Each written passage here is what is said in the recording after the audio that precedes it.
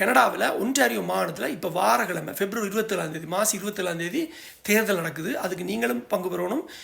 ஏற்கனவே நீங்கள் முடிவெடுத்திருந்தாலும் இவரை தான் போட போகிறோன்னு முடிவெடுத்தா இருந்தால் கூடி, அல்லது முடிவெடுக்க முடியலை, குழப்பமாக இருக்குது, தெளிவின்மையாக இருந்தால் கூடி, நீங்கள் அந்த knowyourvote.ca என்ற இணையதளத்தை கட்டாயம் போய் பாருங்கள். knowyourvote.ca. ஏனெண்டா இது வந்து ஒரு ஒன்டாரியோவில் படிக்கிற சைக்காலஜி படிக்கிற மாணவியால், ஒரு தமிழ் மாணவியால் இந்த கேள்வி பதில்கள் தயாரிக்கப்பட்டிருக்கு. அதாவது இந்த பாட்டியை பிடிக்குமா, இவர் என்ன பிள்ளை செஞ்சாருன்ட்டு இந்த குற்றம் குறை காண்றதான கேள்வி பதில்கள் அல்ல.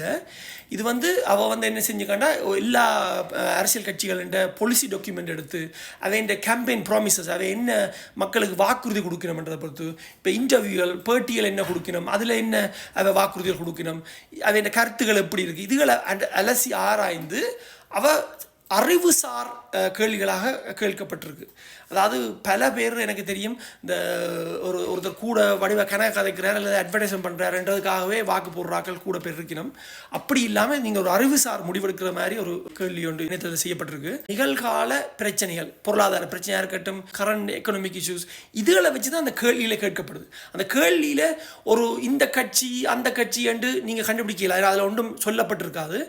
நீங்கள் உண்மையான உங்களோட பதில் என்ன, இதுக்கு என்ன உண்மையான பதில் என்று நீங்கள் போடணும். ஒரு 15லேருந்து 20க்கான கேள்விகள்லாம் அதில் இருக்குது, கணக்க கேள்விகள் இல்லை, செய்து கொண்டு போகலாம். இதை நீங்கள் தமிழாக்கம் கூடி செய்யலாம். இப்போ நீங்கள் டிரான்ஸ்லேட் பண்ணிங்கன்னா தமிழில் கேள்வி பதில் வரும், நீங்கள் தமிழ்லேயே செஞ்சு கொண்டு போகலாம். இது தமிழர்களுக்கு மாத்திரம் இல்லை, மற்ற மொழிக்காரர்களும் பார்க்கலாம், வேறொரு மொழியில் மாற்றியும் செஞ்சு கொண்டு போகலாம். ஒரு சாம்பிள் கொஸ்டின் போகிறேன். இப்போ இதுதான் உதாரணத்துக்கு இது முதலாவது கேள்வி. இப்போ நீங்கள் இப்போ யாரை தெரிவு செய்ய போகிறீங்கன்னு கேட்டிருக்கு. செலக்ட் பண்ணி போட்டு இந்த நெக்ஸ்ட் என்ற அரோ பட்டனை கிளிக் பண்ணிங்கன்னா அடுத்தடுத்து நெக்ஸ்ட் கேள்வியில் போய் கொண்டு அடுத்த கேள்வியில் ஒன்றே நான் ரிவீல் பண்ண விருப்பம் இல்லை. இதில் முக்கியமான விடயம் என்னென்னா, இந்த இணையதளத்தில் இருக்க கேள்விகள் எல்லாம் உங்களை ஒருக்காத்தான் செய்ய விடும்.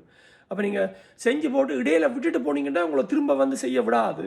அப்போ தயவு செஞ்சு ஒரு அமர்விலேயே அதை வடிவாக அந்த விடைகள் எல்லாத்தையும் வடிவாக வாசித்து அதுக்கு பதிலை போடுங்க. ஏன்னா நீங்கள் போடுற பதிலை வச்சு தான் அது இந்த ப்ரிடிக்ஷன் சரியாக இருக்கும். நீங்கள் என்ன கட்சிக்கு போடணுமென்ற ப்ரிடிக்ஷன் சரியாக இருக்கும். நீங்கள் சும்மா ஒரு கண்டபாட்டுக்கு பதிலை போட்டுன்னு போனீங்கன்னா அது சரி வராது. நீங்கள் போடுற ஆன்சர்களை கடைசி முடிவில் காட்டும்.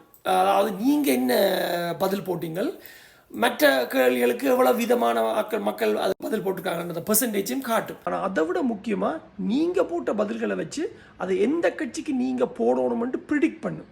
அதாவது நீங்கள் விரும்புறது நடக்கணுமென்றா இந்த கட்சிக்கு போடணுமென்றது அது ப்ரிடிக்ட் பண்ணி சொல்லும். ஒரு அறிவுசார் முடிவு ஒன்று எடுக்கிறதுக்கு இது ஒரு வழிவகுக்கும் என்று நான் நம்புகிறேன்.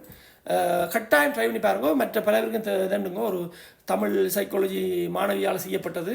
இதை நீங்கள் மற்றவர்களுக்கும் பகிர்ந்து இதை ஒரு செய்ய பார்க்குற நல்லம்.